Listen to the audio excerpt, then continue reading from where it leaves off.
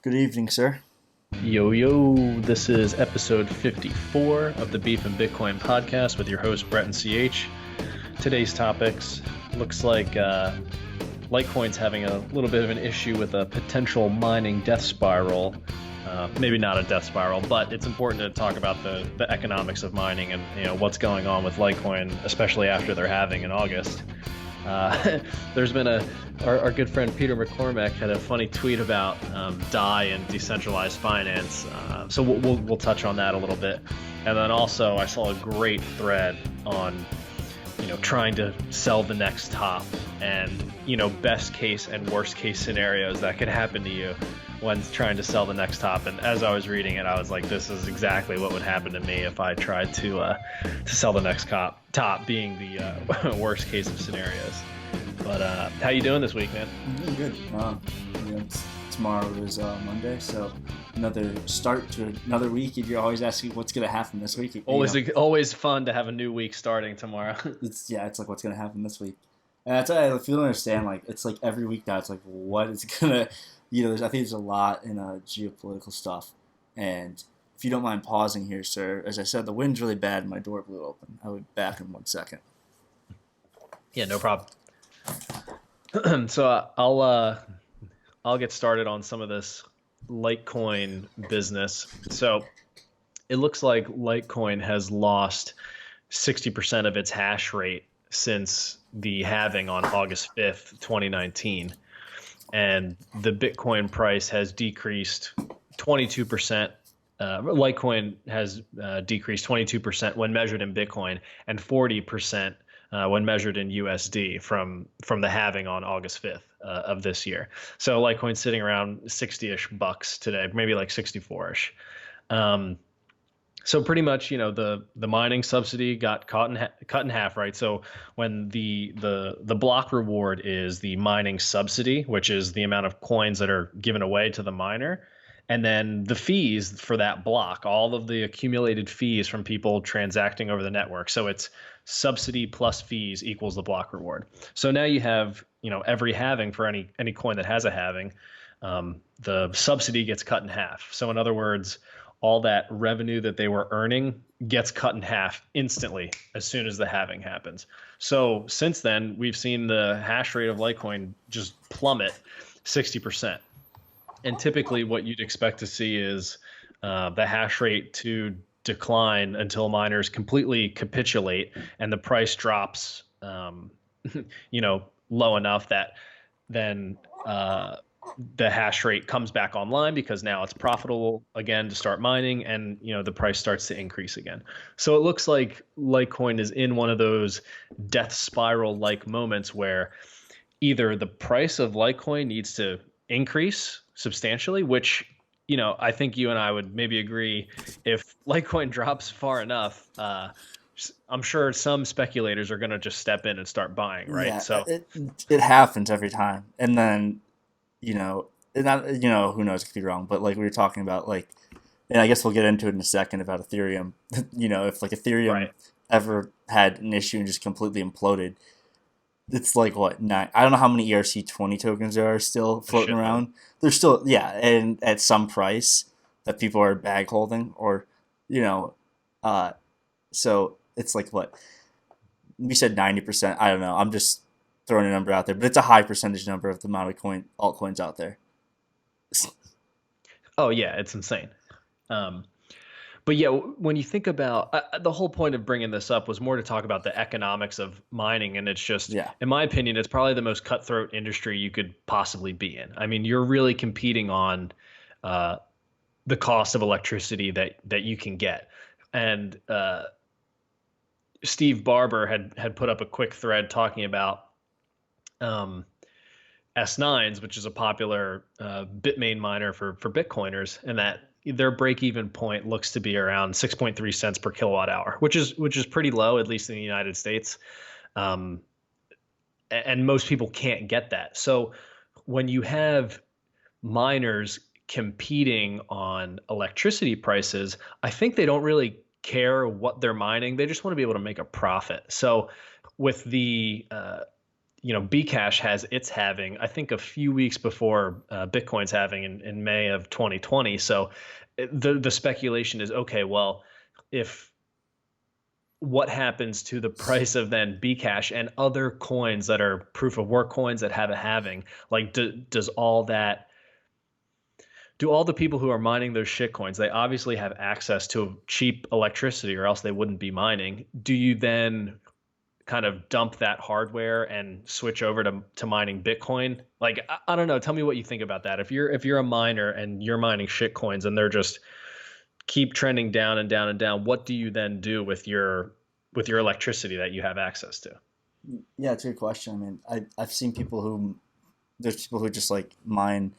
I don't know if they mine both or altcoins, but I see people who I can't remember his name right now on Twitter, but he always talks about mining. He's a pretty big Twitter account. And he's been doing it for a while, and he talks about just like mining coins no one wants, and then if he's right on a few, I don't know how much mining equipment he has because you could have a lot of mining equipment. Think about it. If you invest like 10 grand into it, 20, 30 grand, you know what I mean? You could have a decent amount of stuff.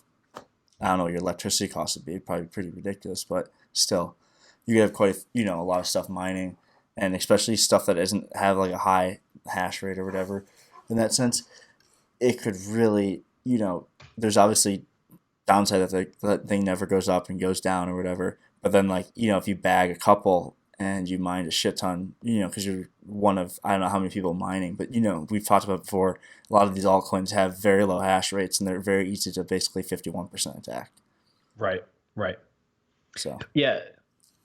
No, I think it's a good point. I think we're the economics of speculative mining, I guess. yeah, well, no, that's pretty much what it is. And I think the thing that I like, if I take it to that next logical step, is like if you're a speculative miner, I'm going to assume that you already have half decent electricity rates, or else you wouldn't be mining at all.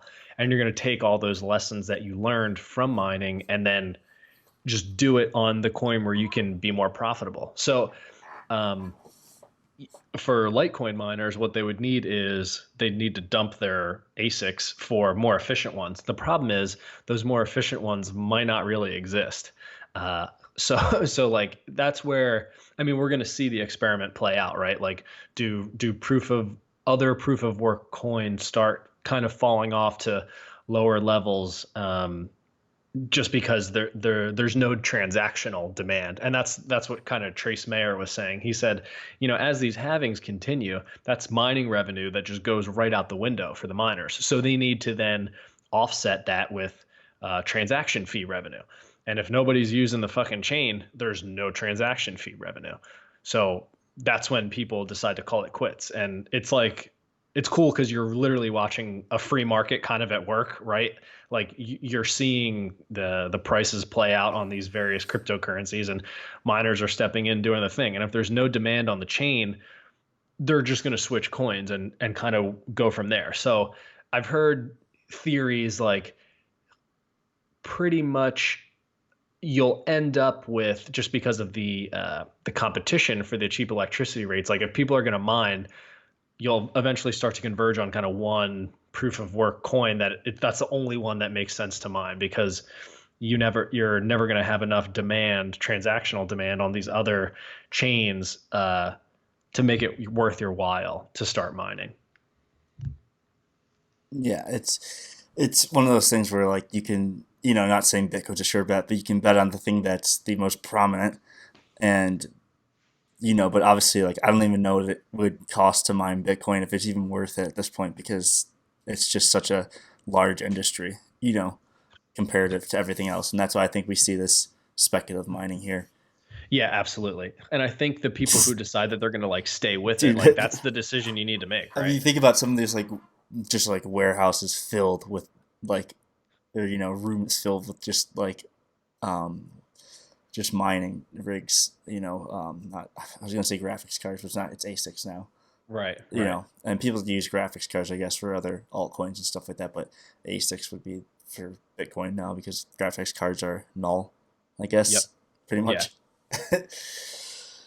Yeah, it's just crazy to see, and I think like it's a good thing that you have this free Specific, market that yeah. is mining, right? And like you can see you can see how the business cycle works in mining because the inefficient miners just get wiped away. And we don't see that when you and I talk shit about tons of like, any company that IPOs and doesn't make money. Like you can just sustain these bad businesses for like really long periods of time. Whereas with mining, you can't. Like all of a sudden it's unprofitable and boom, like you're done. That's it.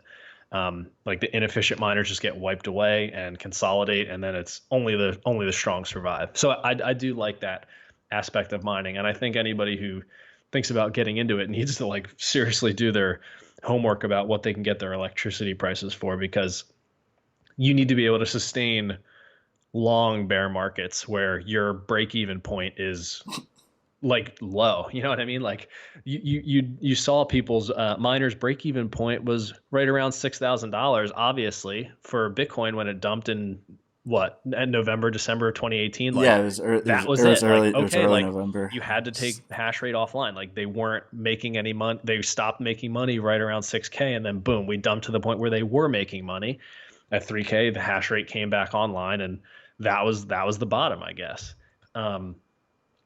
It's we're going to learn more. We're only like 3 cycles in, right? So we're going to have way more data and information on how the hash rate moves with bull and bear markets and miner capitulation and all this stuff. Like it is going to be fun to look at and study as the bubbles continue to blow up and burst. I don't know.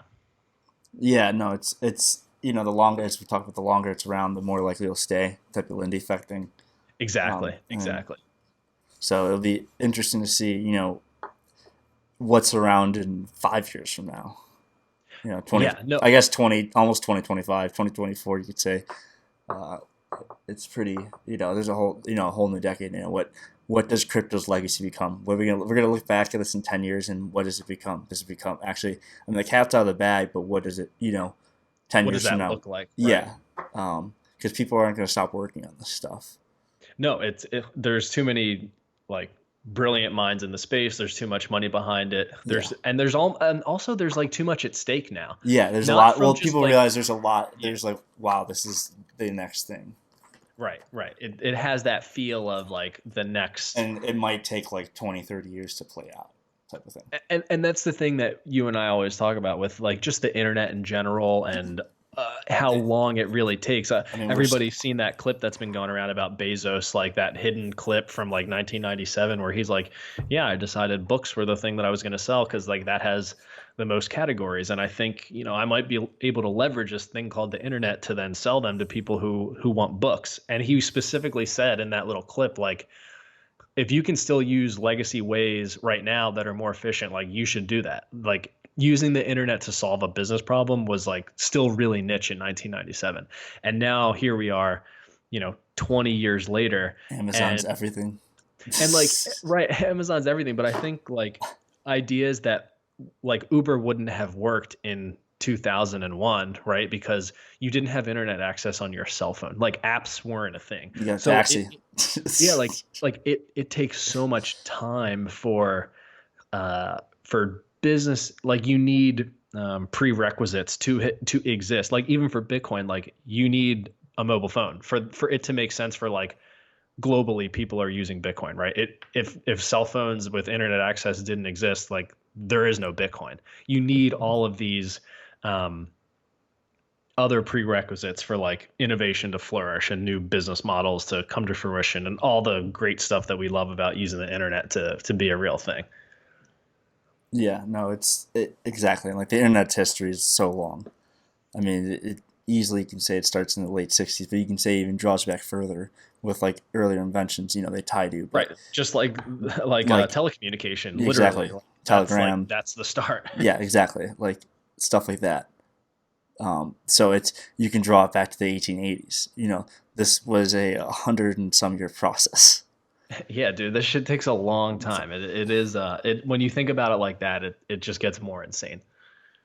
Yeah, but the internet itself, you can say late '60s. So it's still, you're talking about like 70 years plus of development, really. Yep. Right. To get Not to 70, where we excuse are me, today. 50. Jeez. But so it's still a while. Yeah. And then maybe call it 30-ish years of more commercialized Yeah, exactly. internet and 20 years of where like just barely mainstream starts to get on, where you have 7 to 10% of the population who got on the internet. That was probably around, 98, 99. Your 10% of people in the US were online, and like that was your tipping point. And Mhm. then boom, all of a sudden the majority of the population has access to the internet. But it also took 20 years later to like really pick up steam. But I mean, when it comes to Bitcoin and adoption, we're just not even close to being there yet to that tipping point.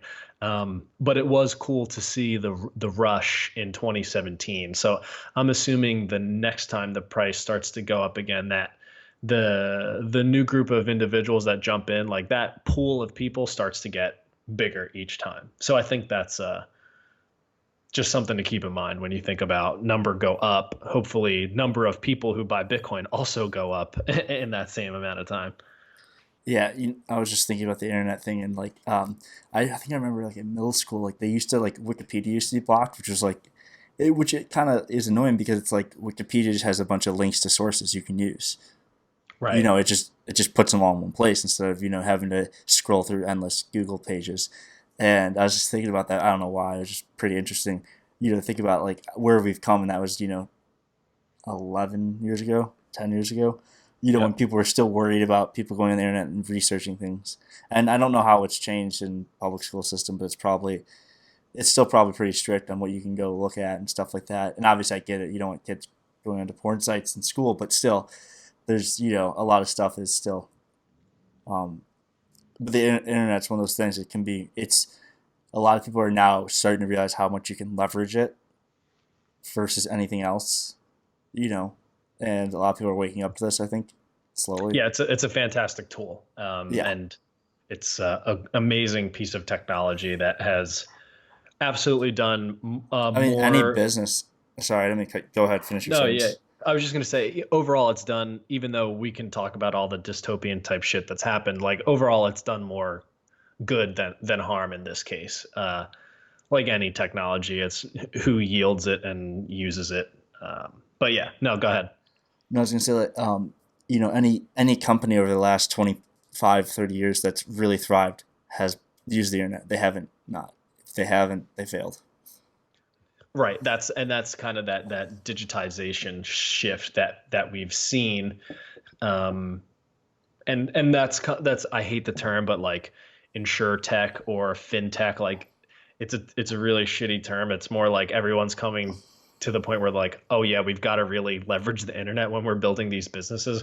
And I think that's a good segue into the next topic, talking about this DeFi fail. So there's this big push for decentralized finance, which I don't even know what that means. But to me, if Bro, somebody asks me what decentralize it. Decentralize. Come on, hop to on the me, train. Decentralize. I'm gonna say like decentralize until you just hop on. It's like that's what it is.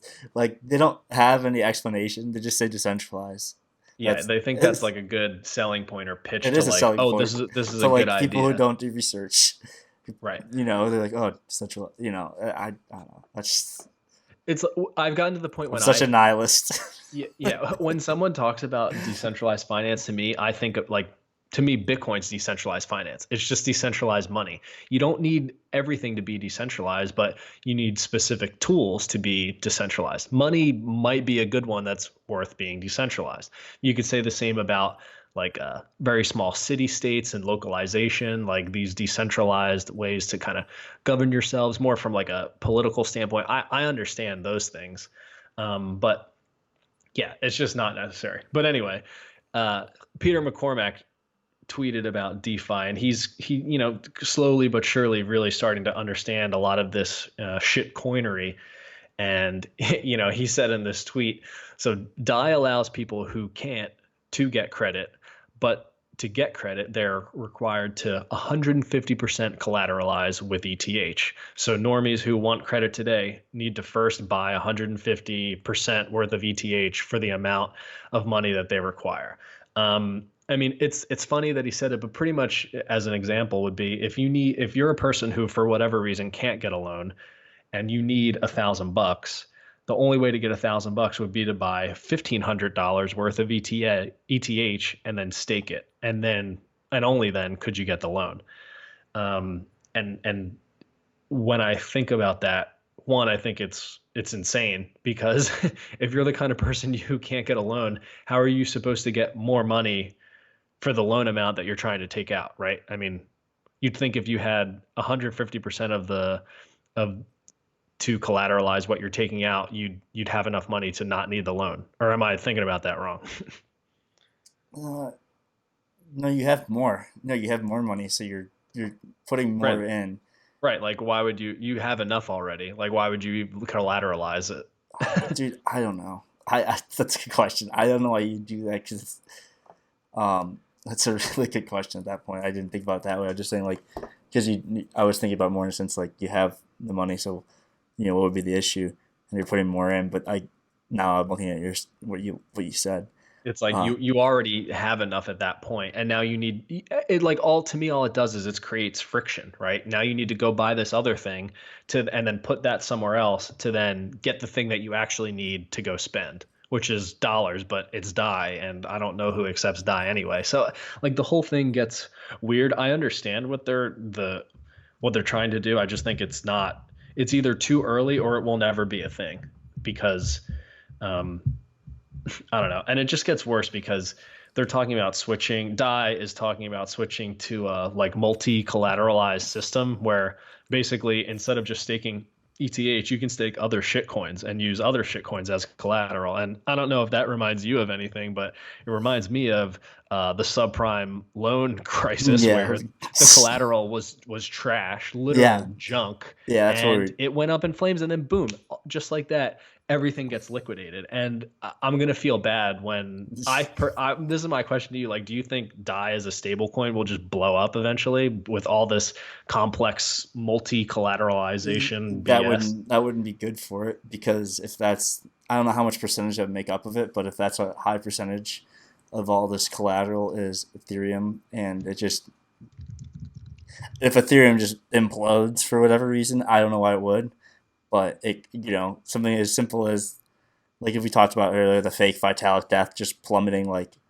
10% in a day, stuff like that. It could just what's restraining it, and if it does implode, that's not just being an issue for Ethereum. That's everything on Ethereum, and coin market cap would have like 100 coins. Yeah, no, it can Instead so of much like of I it, don't even know what it is now. It's probably an atrocious number. Looking at it dude. now. When you said that, it just makes me think of a lot of the stuff that is linked together, and they're automating a lot of this stuff with Oh smart contract type of things where like you're automatically liquidated on your like DAI contracts if ETH dips below a certain percentage. Like the liquidation is triggered just like they would on BitMEX or something. So you can really have a cascading effect of just contracts being liquidated. Even you could have people betting on the other side, right? So miners might then bet on the other side and say short ETH, take all their hash rate off the network, dump it. All these collateralized loans get liquidated, and then they buy the dip. You know what I mean? Like it can get pretty fucking insane. yeah, no, I was just thinking about like it's now almost 5,000. I Oh, don't know how much have value, but when I go down to 100, it's at 40 million market cap. So yeah. It's still a lot of this is still like it's way just overvalued. Like forty I don't million know how dollars else is a to lot of say it. money, and like it's Yeah. like yeah, no, it's just ridiculous. I haven't looked at CoinMarketCap in forever. Neither have I actually. This is the first time I've looked at in a long time. I Yeah, used to check it every single day, every probably like fucking minute. 25 times a day. Yeah.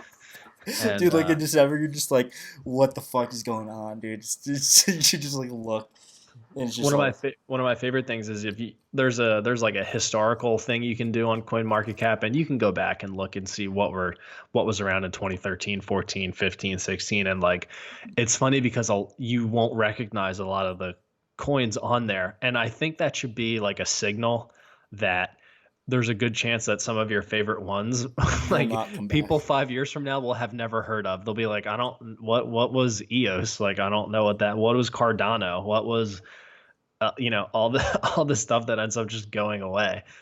Um, yeah, Tron, like Tron, look at just the spike, yeah, 35 cents. Yeah, a lot of it's just from marketing from dollars nothing, behind from scams. nothing. 1,500% in 2 weeks. Yeah. I don't I even don't, I don't even know, dude. I'm just gonna look at this because I remember it was some stupid number. yeah. Tron's a great shitcoin to look at. Uh, Theoretically, like 170x in like Yeah. what, fucking 2 week, like a month, Yeah, basically. it's insane. Insane, insane. And that's like I remember just like Twitter was exploding.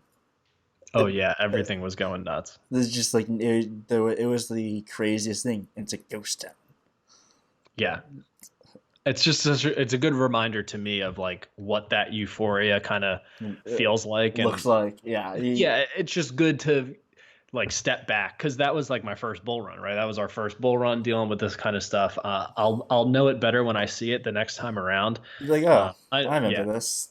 Yeah. right. I know we talk about that all the time, but it's just a good reminder for all the listeners out there. Like you'll feel it. Like you'll know when we're really getting into it, when Uber drivers or whoever are talking about it, or the barber or whatever. It's just know the signs of when things are getting a little interesting, which I think is a good that's a good segue into the next topic.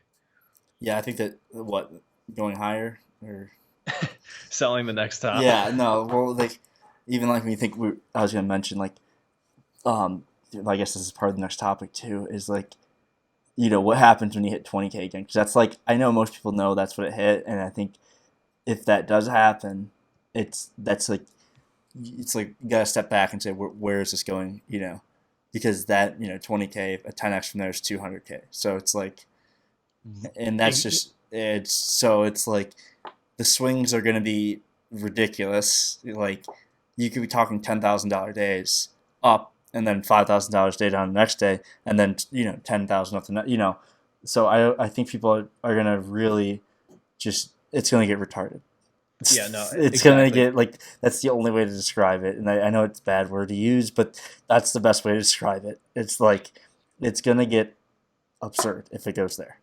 Yeah, and I think it's good to like when you think about that 20K price point, that's no different than the 1,000 or $1,200 price point when Bitcoin breached that in the beginning of 2017. That was new all-time highs again. That was like we got there.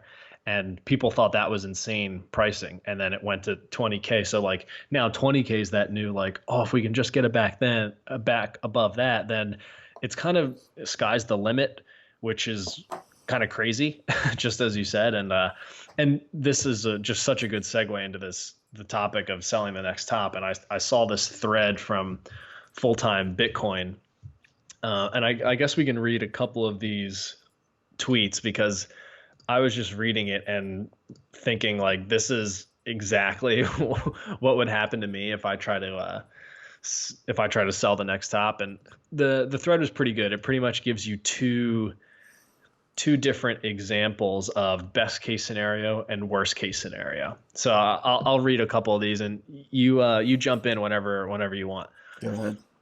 So so he goes, so you're smart enough to know not to trade Bitcoin, so you stack sats, but you're still considering selling a little in the next cycle. So maybe you sell 5 to 10% of your stash near the next top. You wait for an absurd Mayer multiple, and then you buy back and you have more sats. Like, genius idea, right? Sell the top, buy the bottom. Perfect. And anybody could do that. Uh, so he's like, all right, here's best case scenario. You have 10 Bitcoin, you sell one of them at 250K top, as an example. You take your 250K, you buy back in at 50K, and you got 5 more Bitcoin. All right, perfect. Now you have 14. Like, smooth move. You crushed it.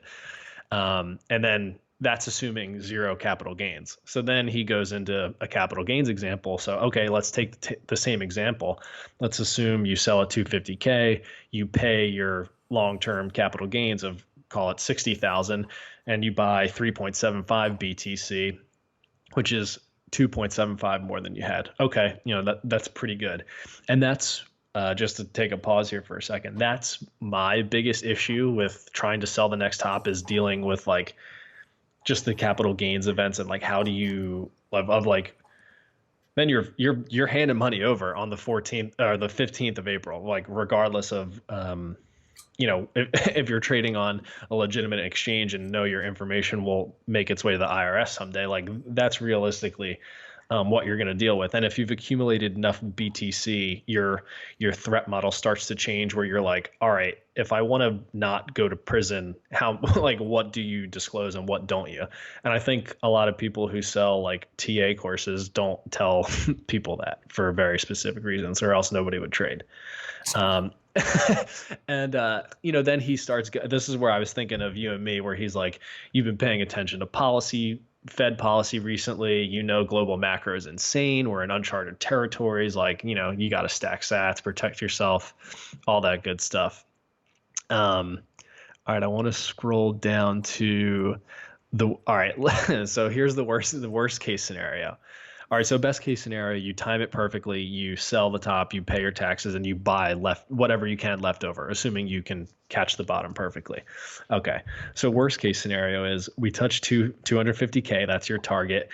Your finger's on the trigger to sell, but you second guess yourself. What if it keeps going up, right? If it's at 250, why wouldn't it keep going higher? So you decide to sleep on it. It's at 200K, right? We dipped overnight and it's dropping fast, and you quickly sell 2 BTC in this case at 190K because you want to make sure you have enough so that you can buy back lower when it dips. And you're sure this is the top, whatever. Now you've got an even bigger tax bill, and then the market ends up ripping up higher. So it jumps back up to 250K, 300K, 400K, 500K.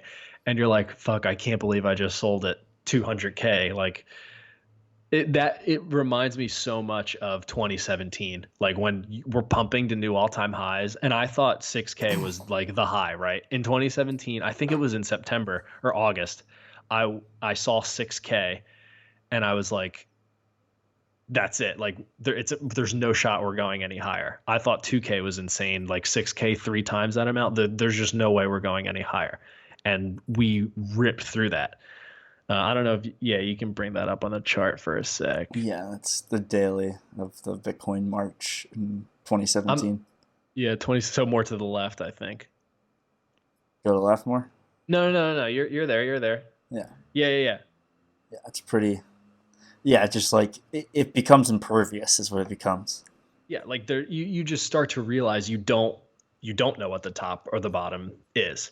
And just as he talks about this example, like it hits your target, you don't stick to your trading plan, it dips, you sell because you're scared, and then the thing just fucking face rips and takes off again. And then you end up buying back higher, right? And I think a lot of people will do that where they're inexperienced, they can't stick with their trading plan or whatever, and they're selling lower, buying back in higher, just getting like that famous meme of like the Bogdanov guy of like the guy trading and like pumping and dumping it and him just like losing all of his money.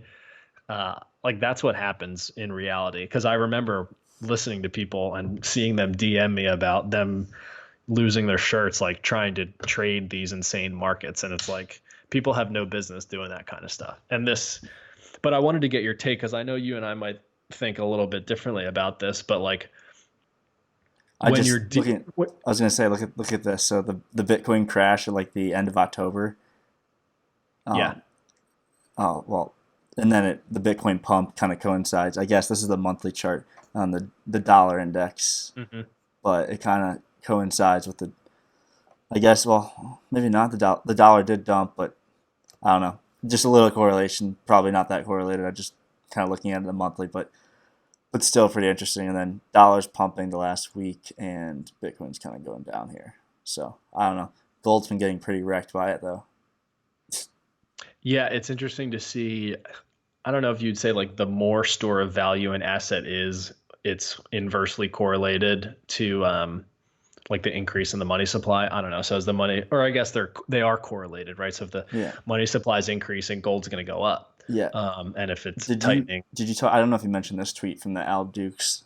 People can see it on the YouTube, but if you're not, I'll just read it off. He said, "What would a collapse of 90% of global currencies do to the Bitcoin price? Well, I'd rather have Bitcoin if I lived in one of those countries, but in short term, that's likely to just make the dollar stronger by a lot. And it has dash by a lot, which could certainly suppress the BTC USD pair. And he's right on that. Like you can look at Bitcoin Right. like BTC ARS or whatever. Oh yeah, right. You're still in good shape even with the crashes. If your unit of account is pesos, like you're in good shape. Yeah, here we go. No, they don't have it. That's a tough chart to find, actually. Is it? I've Yeah. only seen it once or twice, but Well, we can just pretty go BTC Turkish lira. Let's see if that. I don't even know if they have it. yeah, I haven't seen too many of more of the Oh, there it goes. We have it. Yes. yeah. So in lira terms, like you're like pretty close to all time highs again, which is insane. They did make new all time highs. Yeah, like that's insane when you really think about it. So It's just different pairs. yeah, it's like is Bitcoin super volatile? If you live in Turkey, like it's almost like you might as well hold Bitcoin. Yeah. It's very fascinating that Bitcoin, these British currencies pound. fluctuate. Yeah, yeah. Oh, JPY though is pretty interesting. Yeah, you can, and it's funny when you look at these charts in different 1 million. denominated, yeah, in And 1 different million. I remember that was a big denominations. deal. Yeah, 1 Oh, million when yen measured for in yen, it's like yeah, yeah, when that was a big deal, like breaking through 1 million again. It's like, oh, yeah, 1 million. Like think about that though. Like, oh, I can get 1 million yen. Bitcoin gives me 1 million yen, and I don't know how then the pricing, but still, I mean that's like still pretty crazy. yeah. It sounds like a lot, at least. Exactly. At least it sounds like a lot when it's like I don't know, 14 grand, 12 grand USD, something like that. It's probably lower than that actually. I I guess is like kind of something to shoot the shit on or speculate on is like have you given any thought to like what you might do in the next bull run? Because I have no clue. I I think don't about it even like every try to. single day. I mean, okay, there's things I think about, but like I just try not to. I just realize you just kind of like things happen and things change pretty quickly, so I don't, and that's why I just kind of. I don't know. It's hard to speculate, what can change. So I just Yeah. kind of I just that's how I live because things change pretty rapidly. I think 2017 was pretty retarded. It was like, oh wow, you know, things change really quickly. Like I never thought it would go that far, that fast. Like when I Right. first got in, I was like, this won't happen, and then it kind of started happening, and then it was like, oh shit, this is actually happening. Right. So it's just one of those things. It can, so I just if it happens, it happens. If it doesn't, it doesn't. Yeah. No, I'm pretty it's really benign. tough. It's really tough. I think it's more just like I I've have kind no of emotions. yeah. It's funny because I went through so many struggles in 2017 trying to trade and deal with all the headaches and the nonsense and realizing I like had no business doing that. And then now I think about it. I think about I was a stacker in 2017. It worked out pretty well. oh yeah, yeah, don't get It's me wrong. like Like just buy. I think the best part was we talked about this before in an earlier podcast was like how much Bitcoin you bought, like 2 grand, 1,000. Just oh buying yeah, like Bitcoin at really low numbers and not thinking about it, and then at 20x's or 10x's on you or 5x's, while your altcoin just dies on BTC value and goes flat or dies in USD to only pump like 40x later, right. or 50x, and just some ridiculous number in USD, But it's just interesting. It's just an interesting, at the time, no one thought Bitcoin would just keep running, but it did. Yeah, no, I think that's a your boomer bucks went a long way when you were buying Bitcoin at $2,000. Like you could get yourself a decent amount of sats, and like now I just think about it so much differently. And a lot of this stuff for me is like with Bitcoin in particular, like I feel like the the most gains I'll see is by doing nothing and stacking, and I think that's okay. That's a pretty Like okay way to go like about it because it I it's think a hard to lot of people outperform, realize. right? Yeah, I think a lot of people. Well, I think like if you just look at it in terms of markets, people do really well. We just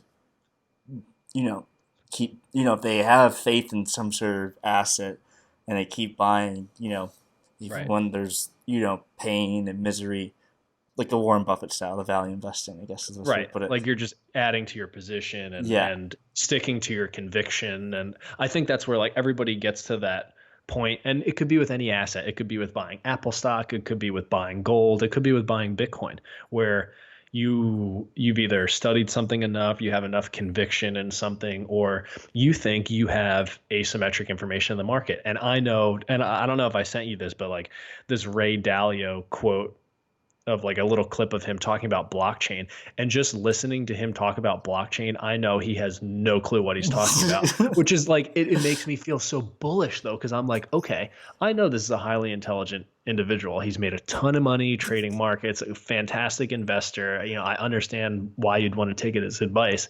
And you can see when someone has absolutely no clue what they're talking about, especially when it comes to very complex things like Bitcoin and technology. So me personally, right, I think the only reason I'm buying Bitcoin is I think it's worth more than the price of it today. So like I'm going to buy it because people like Ray Dalio are talking nonsense about blockchain's pretty cool. Like it's this thing. And I'm like, I know you don't know, It's storming out there. I don't know. Yeah. It's it's does it make you bullish when you hear people just talk bullshit about something? You're like, all right, this guy doesn't know what they're talking about. It makes me bullish. Yeah, no, no, in a sense, yeah, you're just like, wow, some people just like, well, I think when people make stupid amount of money, they, you just kind of, you assume you're right on a lot of things. It's just, it happens. Yeah, right. You can't blame the guy. He's worth, I don't know how many billions of dollars. He's done pretty well. So I'm not going to, it's like, but, no, it's like as I was saying earlier, everything's getting pretty ridiculous now when you look at some of these equity indexes too. And did you read that thing about Warren Buffett the other day about his like put options he wrote or something like that? No. He wrote some put options like in the financial crisis or something like that. Like it was 2009 or 2008 or something like that, like late 2008 or 2009. On like I think it was like I think it might have been the DAX. There's obviously I think there was the S&P and like then there was also like what's the London one? Is it Eurostox? I forget. FTSE is or England, and then which is London, I'm pretty sure, and then Eurostox, I think is France, if I remember correctly. I might be wrong on that, but anyways, it's like he wrote all these options that have just been paying him just a ridiculous amount, and like it works that like it's some special OTC option because it had to be guaranteed by like fucking special banks because it was so much money. It was like a couple $1 billion worth of options. I don't even know how it's just some special thing. It's ridiculous. Yeah. What do you think? Is that a good way to wrap this one up? Yeah, I think it's a good way to end that one right there. All right, so this was episode 54 of the Beef and Bitcoin podcast. Make sure to like and subscribe on YouTube. Leave us a review on Apple Podcasts. Send us a DM. Let us know what you want us to talk about. And keep stacking those sats and stack responsibly. Yeah. Peace.